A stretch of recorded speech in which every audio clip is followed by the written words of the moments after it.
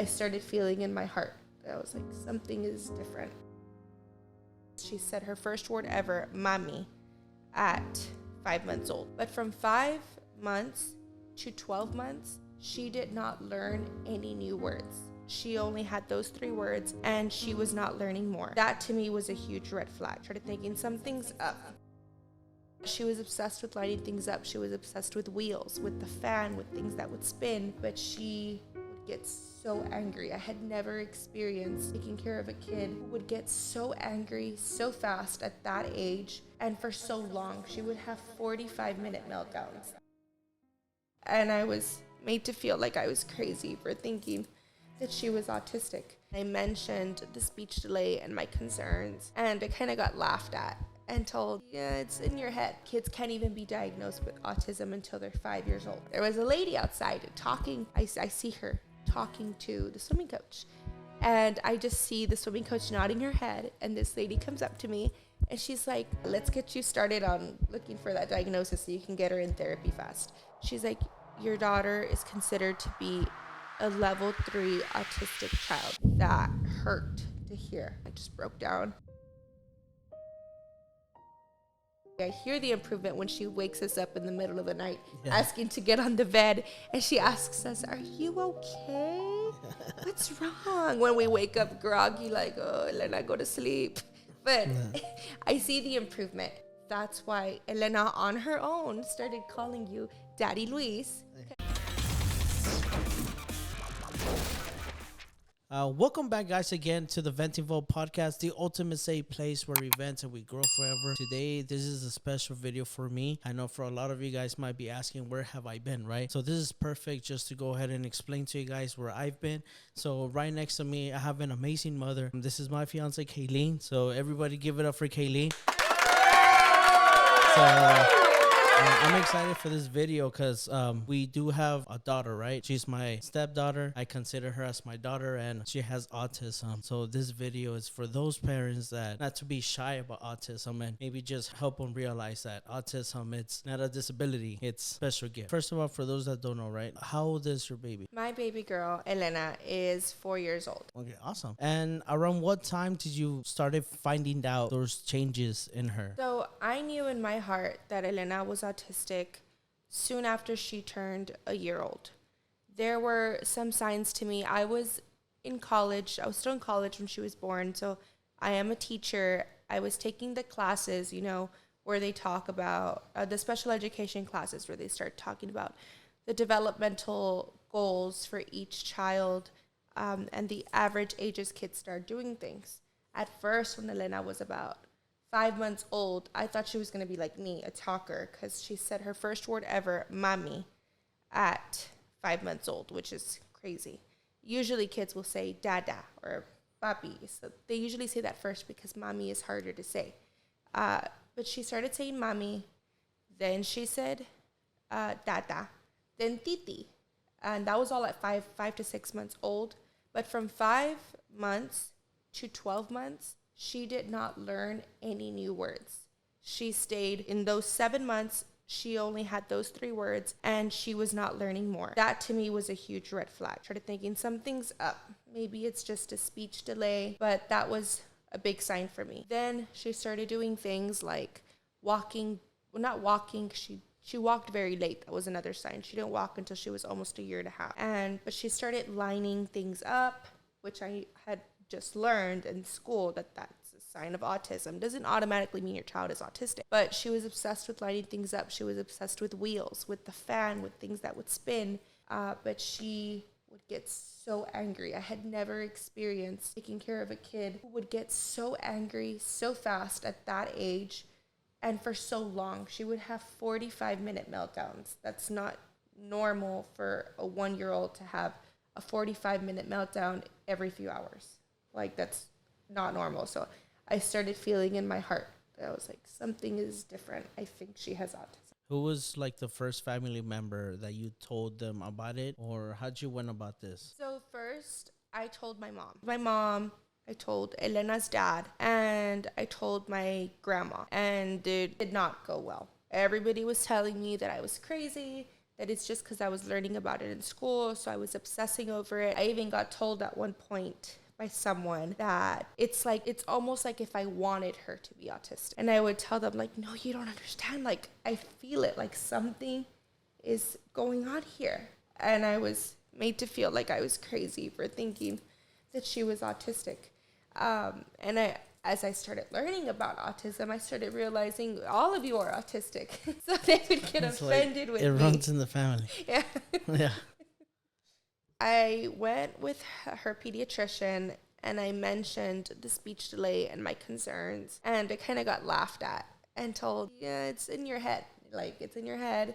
Kids can't even be diagnosed with autism until they're 5 years old, or they usually don't. That was a huge red flag for me, because I was like, that's how people thought. Her pediatrician was an older person. So that was a red flag to me, because I had been researching it and I had seen that back then autism diagnosis was way less, because people were less educated, including doctors. They believed that you couldn't even diagnose until a certain age, or that a kid was not autistic unless they were severely disabled, which Elena is not severely disabled. If you are somebody who knows nothing about autism, you probably won't even realize that our daughter has autism. I was laughed at, but she was referred for speech, physical therapy, and occupational therapy. Physical therapy, she was too young, but she did qualify to get services through ECI, early childhood intervention, right away. She qualified because she was severely delayed. Okay. I know for some people that don't know too much about autism, what are some like signs that people can look out for? It's funny you ask that, because every autistic person is different, but they're similar in a lot of ways, and I think you've learned that. So for Elena, her signs were the speech delay. Even though she was only 1, and I know there's a lot of kids that experience speech delay, she had a huge speech delay. She would line things up very often. She was obsessed with wheels and anything that would spin. She would have these epic meltdowns that would last a long time. She also would hand flap a lot. And she still does this, but she would hand flap. A huge one, that she would not respond to her name. She knew her name, because you would ask her what her name was, and she couldn't say it, but obviously she knew what her name was. She would not respond if she was doing something. She would not respond to what her name was. She also would hyperfixate on things. So if she liked something, she would become obsessed with it. It wasn't just like a normal like. So as you can tell, all these things, you might be thinking, my kid does this. Are they autistic? Not always, but because it's a lot of things that normal kids do, automatically, by people who are not educated, I was told, no, she's not autistic. Like, she's normal. Every kid does that. But again, I knew it wasn't normal, because everything she would do was like an obsession. Yeah, I've noticed that. She's really cute. She has an obsession with hangers. Yeah. She's had that since she was a baby. Yeah. She loves hangers. So how did you feel when you finally find out, oh, she's autistic? What was going through your mind? So the way we got to that point, it was kind of crazy. I call her our angel sent from heaven above. One of her therapists, she actually saw her in swimming class. This was last year. She was outside in her swimming class. I already had suspicions that she was autistic. I had already told her swimming coach, and I had been telling many people, like, I think she's autistic. But I had just switched her pediatricians because I needed her to get evaluated. But here in the Valley, it's really hard to get a diagnosis with a kid being so young. So the pediatrician I had gone to her appointment wasn't going to be until September. This was in July, and I needed to get mosquito spray. I went to my car to get mosquito spray. In the 2 minutes it took for me to get that mosquito spray, there was a lady outside talking. I see her talking to the swimming coach, and I just see the swimming coach nodding her head. And this lady comes up to me, and she's like, "So I hear you think your daughter has autism." And I'm like, "Yes." And she's like, "I think your daughter has autism. Let's get you started on looking for that diagnosis so you can get her in therapy fast." So 2 minutes of this lady looking at my daughter, she didn't know her. She had never seen her in her life. She right away knew that Elena was autistic. That's how obvious it was to her. This lady has been doing it for many, many years. She was able to spot it right away. So Elena qualified for therapy. We finally got the diagnosis from a neurologist in Austin, Texas. I thought I was prepared. I knew my daughter was autistic. I knew it. But then she said, because your daughter has many dangerous tendencies she has at the time, she had no sense of danger, and she has a very high pain tolerance. Those two combined are a very dangerous combination. So she's like, your daughter is considered to be a level 3 autistic child. She has level 3 autism. That hurt to hear, because I knew she was autistic, but I know that level 3 is the highest level. Mm-hmm. And she's like, I would give her a level 2 diagnosis, because level 1 is when, to my understanding, I'm not a doctor, but level 1 is when it's hardly noticeable. They'll go along. Usually they won't notice it in childhood. They won't find out till they're adults, if they ever find out that they're autistic. Level 2 is when it's pretty obvious as a child, but it's more possible for them to live a quote unquote normal life eventually. But level 3 is the highest diagnosis. And she explained to me, that the reason she had to give her a level 3 diagnosis was because she had a very high pain tolerance and she had no sense of danger.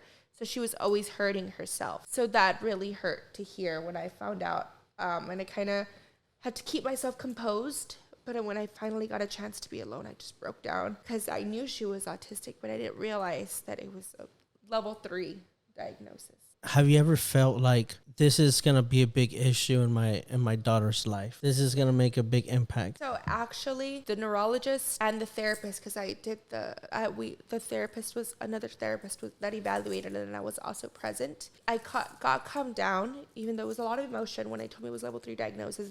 They did tell me that with therapies, with her ABA, with speech, with OT, with constant therapies, she could go down in levels. And eventually, maybe as an adult, she'll go down from a level 3 to a level 1.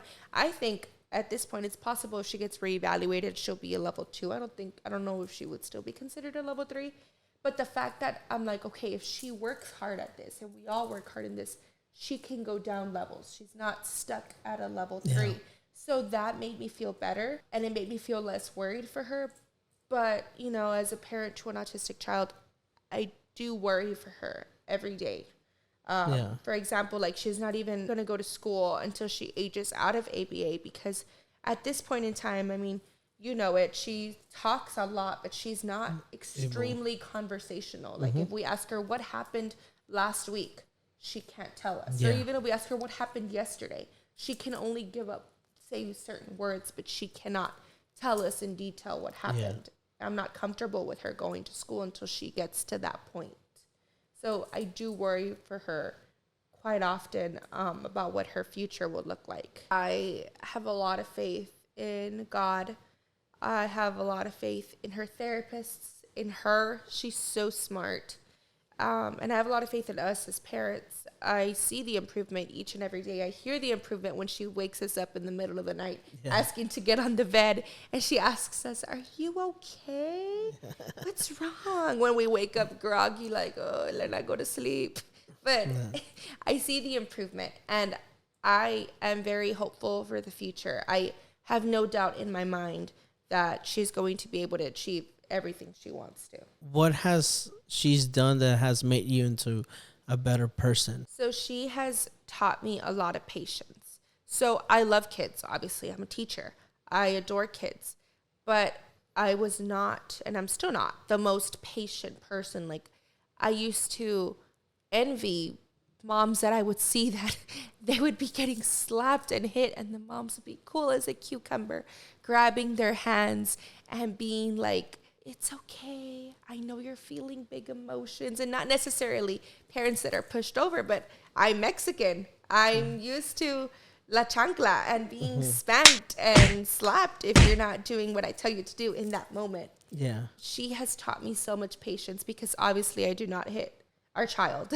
No. Obviously. And so she has taught me to be that parent that I used to envy when I was young, because I wanted that type of parent. I wanted to be that parent. And my mom was wonderful. I'm not I'm not bashing my mom. Because she was suspect even more. I'm not bashing her. I'm just saying we get better every generation. And she has taught me to be more patient, more understanding, I feel more grounded because of her. That's good to hear. I can see all the improvement and everything that she's done, and she's an amazing little girl. You know, she motivates me a lot to do a lot of great things in life. You know, so I know a lot of you guys, where have I been? Well, you know, now she's in my life. You know, so how me and her met, that's the really cool story. So I want to get into that, and then we'll get a little bit more into, you know, about Elena's autism. So how we met, do you want to go ahead and tell them the story? Yes. So what happened was I was at the mall, and I just so happened to meet up with my mom there. My mom ended up being there too. Elena wanted to go to Build-A-Bear. We had previously talked on Instagram, but we stopped talking. It had been a few weeks. And we used to go to the same school and the same high school. We would always pass by each other, but never spoke. Just keep that in mind. We never spoke. And so I remembered that he had told me he worked at Build-A-Bear. And so Elena wanted to go to Build-A-Bear because I was on TikTok and an ad popped up for Build-A-Bear. She wanted a bear. She wanted something. Because again, Elena can speak. She's verbal. She's not very conversational, but she can tell you what she wants and what she needs. And so she wanted to go to the store. So my mom was like, I'm going to take her to Build-A-Bear. And I didn't want him to think that I was stalking him. So I was like, okay, let me just go to another store. And then my mom calls me. She's like, your daughter picked out a bear. Come and pay. My mom had no idea about Luis. And so I'm like, oh, okay. So I'm like, I hope he's not there. Yeah. Or I hope he doesn't think that I'm stalking him. Well, and it's funny because we had spoken before she even went, but we had stopped talking for a while, right? Yeah. I think like for what, a week or 2 weeks? Or two. Yeah, it's because what had happened is that she just had told me, hey, you know what, I'm just letting you know I'm not looking for anything. And I was I'm not looking for anything either. I'm just looking for friends, you know? So we just left it like that. And I guess I stopped texting her. It was just me the one stopped texting her. I didn't want her to feel like, oh, this guy is actually looking for something. So I stepped back and then I just wanted him to know. I did not get that vibe at all. Like, oh, he wants something. I did not get that vibe. I just wanted to put it out there just because I didn't know what was going on in his head, and I didn't want to have all this time invested, and then I end up telling him weeks later, oh, I don't want anything, and then for him to be offended or hurt. I just wanted to put that out there just in case, and he kind of did take offense to it. Yeah, I was hurt. I was hurt. I was like, wow. Nah, I'm playing, but I mean, what a coincidence, right? And then she just ended up there at the store, and I remember her mom came up to me, hey, sir. She tapped my back, and I turned around. She had no idea who he was. Yeah, she was just asking me a question, and then I was just looking at Kayleen. I was just looking at her. I was like, she looks so familiar. So where have I seen her? And then she came up to me because, well, everybody knows me as Mitch, right? So she's like, hey, it's you, Mitch. I was like, yeah, it's me. But that's how you recognized pretty fast. You were like, Kayleen. Yeah. You also said you didn't know you were pronouncing it correctly. Yeah, I was making sure I didn't mess up pronouncing her name. And then after that, I messaged him after I left. I was like, it was nice seeing you. Blah blah blah blah blah. Like, I think that was really all we said. And then after that day, we were just talking nonstop. We never stopped talking after that. There's not a day that has gone by since that day that we stopped talking. Yeah. For what? How long? Almost a year. Yeah, almost a year. It's crazy though. I know. It sounds crazy to a lot of people. Wow, that's too quick.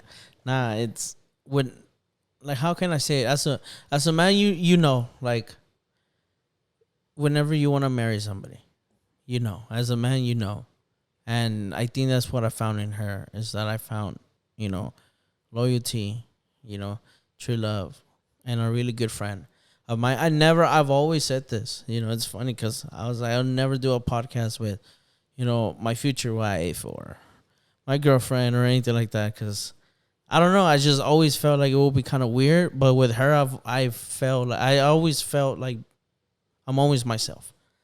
And that's one thing I've always encouraged people. Get somebody who's going to help you grow as a person. And it's going to make you a better person. You get me? So that's one thing I recommend for people. But, you know, Kayleen and Elena has been the biggest blessing in my life. And I'm more motivated than ever just to come back and just to keep recording, making fun videos with everybody. You know, probably put Elena in the video too. Yeah. She'll show up later. Yeah, she'll show up later. You know, so she might knock everything down, but she'll be down. Yeah. So one of my questions for you is, what improvements have you seen on Elena over the last year? I have seen so many improvements with Elena. I don't know if you remember, but when you first met Elena, I remember my grandma couldn't take care of her. And I told you, we're not going to be able to go out to eat because I have Elena. Yeah, I remember that. And you were like, then bring her. Like, you were so confused why I couldn't go out. And I was like, are you sure? And you're like, yes. I was like, okay, well, just so you know, it's going to kind of cut the date short because Elena can't be in a public place like a restaurant for so long. And you were like, okay. You were like so confused, like, why does that matter? Like, I don't care. And I was like, okay. So we took her, and I don't know if you remember, we went to Chili's, and I kind of tested you a bit because I trusted you already, but I needed to use the restroom. And at that point in time, I couldn't even take Elena with me to a public restroom because she was terrified of them. Sometimes she still gets a little scared, but now she can power through. But she was terrified of them because they're loud. And then we went to Chili's. At Chili's, it's dark. It's dim in the restrooms. She would freak out. And also, she would like just kind of throw a fit because she was scared of the restroom. So she would throw herself on the floor. She would touch all the nastiness. But I needed to go to the restroom. So I was like, okay, well, I guess it's the time to test him. Yeah. I was like, I didn't even give you a chance to respond. I just told you, I'm going to go to the restroom, stay with her. Yeah. And you were like, I remember that. I'm not lying. I was shitting bricks. I was like, yeah. And I was like, what are you doing? I ran. She had her iPad. So I knew she was going to be fine because she doesn't really use her iPad, especially at that point in time. But I also was not going to leave her to scream. I knew she wasn't going to cry for me. He didn't know this, but I knew she wasn't going to cry for me because she was like this with her iPad watching Ms. Rachel. And when she's like this, she doesn't even realize what's going on. No, she did really good. Back then, now she does realize. But back then, like, she would be on the iPad, like, that's what's going on. So I knew she was going to be fine with him. I just wanted to see how he would react. Nah, I reacted good. I was confident. I was like, I'm ready again. I'm not sure if you remember, but we weren't even at Chili's for an hour. Like, we just sat down, we ate, and we left because Elena couldn't handle it. It was exactly as I told you. She was already starting to freak out because she was stimming. She couldn't stand still, and it was busy, so it was really loud.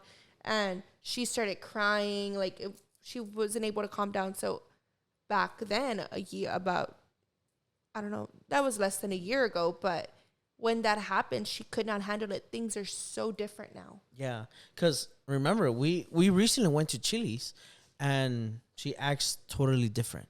Yeah. Now she's sitting down, eating things. Yeah, she still moves around, but compared to back then, like, she's not grabbing people. Yeah. She's not under the table. Yeah. I mean, she did go under the table, and she hit herself, and I told her that's what happened. It wasn't as bad as back then, you know, because even too back then, remember, we would always FaceTime all the time, nonstop, and always talk. You know, I still to this date never get bored of you. Never will. And it's really cool because we'll FaceTime, and man, Elena will have her meltdowns. Really, really bad.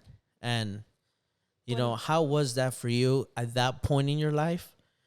Because I remember you were so stressed. You asked me, I'd say maybe 6 months ago, or you didn't ask me, you made a comment. You're like, wow, I haven't seen you cry since I met you. And since I met you, and I was like, what do you mean? Like, I didn't even remember that he would see me cry. And you told me, you're like, you would cry every single night on FaceTime because you were so stressed out with Elena. Like, you had such a hard time. And I was like, oh my gosh, I completely forgot. I cried every day for years, years. Since Elena was maybe like 2 months, a month, because Elena had colic when she was a baby. I found out that that's another sign sometimes with neurodivergent kids. She had really bad colic for 6 months. But all I would do was cry. I was on antidepressants. I did have postpartum depression, and then I was diagnosed with clinical depression. And then one day I just decided I'm not depressed anymore. I stopped taking my medication and I'm fine. But don't do that. You're not supposed to do that. You're supposed to wean off with a doctor. Don't do it like I did. But things are so different. Like, parenting has become so much more fun. And ever since, moving in with you, I've told you this, that parenting is just so much easier. Yeah, and fun. Like, it's easy, it's fun, because now I have a partner to do it with me. Of course, things with my first marriage were so different. With Elena's that were so different. But now I get to experience what it really is to have a partner. 'Cause you're my literal partner in life. And that's why Elena on her own started calling you Daddy Luis, because she would call him Luis. She never called him Daddy Luis till one day she just came back from her dad's and she was like, Daddy Luis? Where Daddy Luis? And we were like, yeah. What? What did you call him? And then ever since then, she calls you Daddy Luis, but it's because she sees that. She sees you as her dad. Yeah. And I find that really beautiful because I also grew up with the stepfather, and to earn the title of them calling you dad, or daddy, maybe I never call my stepdad daddy, but he earned the title, that respect. I would call him dad, ever since my grandma had passed away, because he was there. So emotionally, he was there. But that's the thing. I come from a household where we're Mexicans. Our love is different. For a man, their love is different. Like, they won't hug you sometimes. They will just pat you in the back. If you get a pat in the back, they love you. So one thing I've always told myself, I'm always going to do what I've always wanted them to do to me. And that was show a lots of love. So every time I see Elena, I make sure, even if I'm so tired from work, I come with the best attitude just to have fun with her and to make her smile. That's my goal as a father. Be the funnest dad ever, Yeah, so. And like I've told you, I mean, Elena says it herself. Elena tells me, I 2 dads, 1 mom. I 2 dads, 1 mom. And she says it over and over because she's autistic, so she repeats herself a lot. But I really, it was obviously important to me to not be with someone unless, first of all, I wasn't even looking for anyone at the time, but if I were to be with someone, that they were going to love my daughter as much as they would love any of our own biological children. And you've said that, and I completely believe you. You say it often. You say, I don't care who Elena's is biologically. She is my daughter. And even when we have our own biological children, they are going to be loved the same as Elena. There's not going to be one is more than the other. And he's even made comments like, when we have a baby, he's like, you can stay with the baby. I'm going to stay with Elena. Like, you bond with the baby. He's like, I'm going to keep bonding with my baby girl. And that's the thing. Like, I've always treated like just how God loves us, It's just Jesus' love. Jesus would always love you. They say that that's the purest love. I do believe it. I can't say I had the best father growing up, maybe not, but I had a really great stepdad. I never had a father the way I am now. Like, you get me? The person I am now, I wish I had that as a father.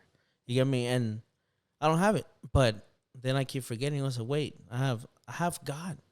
God has always been the father for me. We have our heavenly Father. Yeah, so that has taught me a lot how to love, no matter if you're from a different race, no matter if your dad was a criminal, I'm still going to love you because I have Jesus.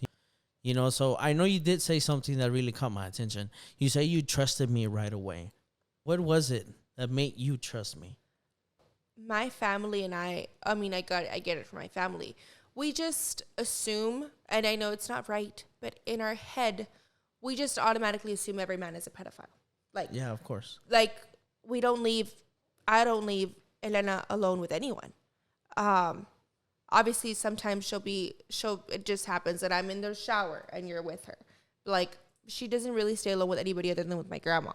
And obviously her dad, because we share custody. So she goes with her dad too. Right away, I felt, first of all, I was getting to know you because we would talk, like you said, 12 hours out of the day.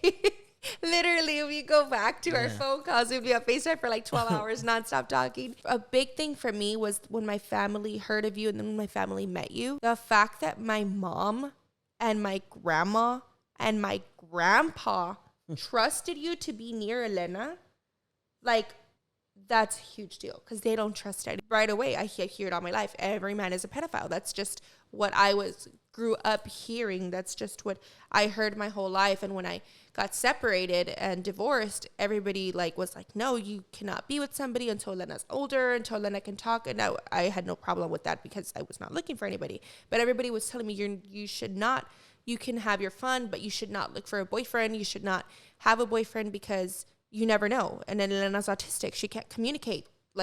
So I was always told, don't trust anybody. But when my family met you right away, they're like, no, this is a good man. Like, all of them, every single person told me, like, this is a good man. Like, and Elena loved you. She had already met you. She met you before they did. Then they saw how much Elena loved you and how much you loved Elena. And everyone told me, like, okay, yeah, this is a good man. Like, this is a man that we trust. I could see it. I could feel it. And they told me. And like I said, that was a huge deal because that's not what they've told me my whole life. Yeah, it's different, right? That's really beautiful. And I love Elena. What is one thing that, Elena makes you proud as a mother? I get so proud every single day with obviously her improvement. That makes me so proud. But beyond that, she's just, and you say this too, she's everything that we want to be. Everything that Jesus wants us to be. She is the most, forgiving person. I know sometimes I talk to you and I worry because it almost seems like somebody will do something to Elena and she forgets, or not that she forgets, but she just doesn't care. Like, you hear me rant about this, that I get really worried because I always say, well, what if somebody hurts Elena and I won't know because they hurt her and then the next day she's still all happy and lovey and with them. And you always tell me, I understand what you mean. That worries me too. But at least she has something that didn't have to be taught. She is what Jesus wants to be. That's how Jesus wants us to be with everybody. Jesus wants us to be forgiving, wants us to be loving. I'm also so proud of how she's so unapologetically herself. I'm a teacher and I come across hundreds of kids, and Elena has something rare, I think, from what I've seen at least. Elena is not afraid to be herself. She is out in public and she's dancing and she's laughing and she doesn't care who's watching or what. She doesn't care. She's herself. And that makes me so proud. I will never try to change who she is. So, what are some other tricks that you and I, as parents, we use, to calm Elena down whenever she's having one of those bad meltdowns?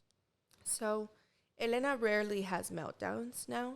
I think it's been months since she's had a meltdown, but she has sometimes almost meltdowns. But I think you and I know her so well that we put a stop to it immediately. And by putting a stop to it, I don't mean that we tell her, you better stop. No. We know her, so we know how to calm her. So I think it happens especially in public when she gets overstimulated or when she doesn't get what she wants. So something that calms her down is she likes big hugs. And she knows herself too. She'll ask for what she needs. She'll say a big hug, a kiss, a hug, a shower. That's something that calms her down is a big hug. Or maybe she just wants a kiss from mommy. Or maybe taking her outside calms her down. Or we distract her by singing. We'll just start randomly singing a song. A twinkle, twinkle, little star. And she'll stop. She reminds me of Darla from Finding Nemo. We just from Finding Nemo. We'll just sing and distract her. And do you think it's okay to bribe your kid sometimes. Because I know definitely us, we do it with Elena. Not all the times. Only for certain situations. So yes, I think it is okay if you need to. I am not above bribing. I bribe every child I meet. Even in school, I bribe my students when I have to. But so yeah, like you said, sometimes we do not bribe Elena every day. But there's certain things that we will bribe her for. For example, when we took her to Disney World, when we took her in the airport, it was her first time at the airport. We bribed her to not cry. Yeah. She was getting overstimulated. She was getting upset, and we had prepped her. So we had prepped her for so long, for months. But I knew what I knew was going to happen is that during the TSA process, I knew she was going to get overstimulated and bored and annoyed that we weren't moving. So we bribed her. She was getting upset because the stroller wasn't moving. And I told her, if you cry, you're not going to get hot Cheetos. No hot Cheetos? 5 hot Cheetos? I was like, you can have 5 hot Cheetos if you stop crying, if you don't cry. No crying, no crying. And that was it. She didn't cry. She didn't cry. There was not a single tear shed because she knew she was going to get her hot Cheetos. And she asked once again, while we were waiting for the plane, hot Cheetos? I'm like, in a bit. I will tell you when you can have them. And she won't forget. She's really like on point with that. It's like, 5 hot Cheetos? And I was like, oh, we forgot her hot Cheetos, Yeah. But we make sure we always, whatever we promise, we make sure we give her. That's something that you learned about me, that I make sure to keep my promises with her. I do not make promises that I'm not going to keep. Like, sometimes I'll forget. I'll be like, we promised her ice cream. Let's go to the store. We need to get her ice cream because we don't have any. My grandma used to do that a lot. She would promise me a lot of stuff, and she would always do it. You get me? There'll be sometimes so rare that she wasn't able to, but because either something had happened or she wasn't able to go to that store during that time. But she would always buy me my toys when I was a kid. I love that, And what would you say to a mom who's denying or hiding the fact that their child might have autism? So I've seen this a lot with people I know and people I've met, that especially, we're Mexican. People are in denial a lot of times when their kid needs help. Again, they don't always have autism, but sometimes they're just delayed. I would say to them, just get them evaluated. Like, if your child is 1.5 years and they only say mommy and daddy, okay, something is wrong there. Let's get them evaluated. Maybe they just have a speech delay. Why not help them with it? Get them evaluated, get them the help they need, and then they can be back on track. Every child learns at a different pace. Yes, that's the excuse that many parents give, that not every child learns at the same pace. Correct. But why not get them to where they should be? And then the way therapy works is once they have met those goals, they're out. They'll be out of therapy. They'll be fine. They'll be good to go. Because again, they're not always autistic. They just need help. And there's nothing wrong with that. And what other advice would you give to a parent who just got the diagnosis? I would tell them to get informed, get educated, read every book you can, go on TikTok. I know people think TikTok is not reliable, but you don't have to watch what just anybody says. Why don't you go to doctors' TikToks and listen to what they have to say? It can be very informational, very educational. I would suggest staying off of the Facebook threads because those might freak you out a bit, or the Reddit threads. I avoid those. But I would say maybe stick to TikTok and YouTube. Listen, know who you're listening to. Don't just take advice from any random mom. Don't just take advice from me. Take it from a professional who knows. I can only advise you about what works with our daughter, because every autistic child is different. That's why we're telling you our experience.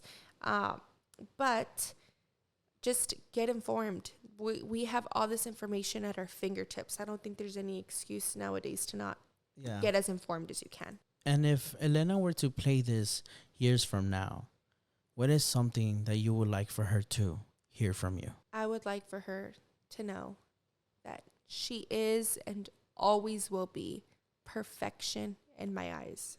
There is absolutely nothing that I would change about her. I am her best friend. I adore her. I love her. She's my everything, and she always will be. There's no one in this world who I love more than that little girl. And I will always, always, always love her more than anything. She can do no wrong in my eyes. I just want her to know that from now till the end of time, I adore her. And she's perfect and amazing, and I don't want her to ever change. Yeah, that's really beautiful. And, you know, the same thing goes for me. I would never would want her to change at all. You know, Elena, if you're also watching this, I want to let you know that Daddy Luis loves you so much. I never thought I would love somebody so much until you came into my life. You know, I love you. You're special. You mean everything to me, you know. And I'm proud that you have autism because, man, I love it. Yeah. I wish I had it, you know. So we're going to go ahead and close the doors of the Venting Bowl podcast. And I want to thank everybody who's been with me on this journey. I appreciate it, guys. I am back, and I'm back, you know, with my fiancée. She's going to be joining with me on this journey. And thank you, guys. And, you know, this message is for all those parents that they're afraid to admit that their child has autism. Don't be afraid. Be proud, because it's beautiful, you know. So I want to thank you guys. Thank you guys so much. And if you guys haven't subscribed, make sure you guys do subscribe to the channel. Thank you guys, and have a wonderful day.